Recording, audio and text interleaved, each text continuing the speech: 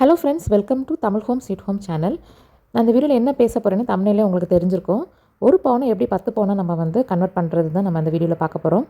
நான் ரொம்ப புது ஐடியாலாம் கொடுக்க போகிறது ரொம்ப பழைய ஐடியா தான். நிறைய வீடியோவில் நிறைய யூடியூபர்ஸ் இதை பற்றி பேசியிருக்காங்க. ஸோ நானுமே எனக்கு தெரிஞ்ச சில எக்ஸ்ட்ரா டிப்ஸு நம்ம இதில் ஆட் பண்ணிக்க போகிறேன்.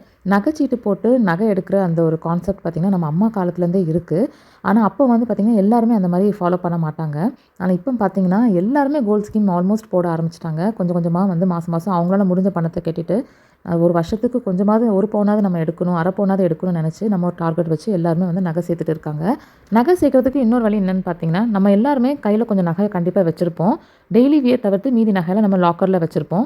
ஸோ அந்த நகை சும்மா இருக்கிறதுக்கு அந்த நகையை நம்ம எப்படி ரெட்டி பார்க்கலான்றது தான் அந்த ஐடியா. இப்போ நம்ம ஒரு 1 லேக்குக்கு ஒரு ஜுவல் நம்ம அடகு வைக்கிறோம் அப்படின்னா, ஸோ இன்ட்ரெஸ்ட் ரேட்டும் பார்த்தீங்கன்னா கம்மியாக தான் இருக்கும். அதாவது கவர்மெண்ட் பேங்க்கை ப்ரிஃபர் பண்ணுங்கள். கவர்மெண்ட் பேங்க்கில் தான் நமக்கு இன்ட்ரெஸ்ட் ரேட் கம்மியாக இருக்கும். ப்ரைவேட் பேங்க்குக்கு போகாதீங்க. பிகாஸ் ப்ரைவேட் பேங்க்கில் அமௌண்ட் நமக்கு நிறைய கொடுத்தாலுமே இன்ட்ரெஸ்ட்டுமே நமக்கு அதிகமாக இருக்கும். அதனால் கவர்மெண்ட் பேங்க்கை ப்ரிஃபர் பண்ணுங்கள். கவர்மெண்ட் பேங்க்கில் இன்ட்ரெஸ்ட் ரேட் பார்த்திங்கன்னா மினிமம் ஒரு 8.5% தான் போடுவாங்க. இந்த 1 லேக்குக்கு இன்றைக்கி இருக்க ரேட்டுக்கு எவ்வளோ கோல்டு நம்ம வாங்கலாம்? மேக்ஸிமம் ஒரு 3/4 பவுன் நம்ம வாங்கலாம். இந்த அடகு வச்ச 1 லேக் ஜுவல்ல மாதம் நம்ம இஎம்ஐ கட்டுற மாதிரி கட்டி நம்ம ஈஸியாக மீட் எடுத்துடலாம். இந்த மாதிரி நம்மளோட வசதிக்கு ஏற்ப 2 லேக்ஸோ 3 லேக்ஸோ நம்மளால் மாதம் எவ்வளோ இஎம்ஐ நம்ம கட்ட முடியும். ஸோ அதை நம்ம கால்குலேட் பண்ணி இந்த மாதிரி அடகு வச்சு நம்ம இன்னொரு புது ஜுவல்லை நம்ம வாங்கிக்கலாம். பட் கோல்டு ஸ்கீமில் பார்த்திங்கன்னா நமக்கு வேஸ்டேஜ் இருக்காது. அதில் நம்ம கோல்டு எடுத்தோம் அப்படின்னா நம்ம 11 மந்த்ஸ் வெயிட் பண்ணி எடுக்கும்போது நமக்கு வேஸ்டேஜ் போட மாட்டாங்க.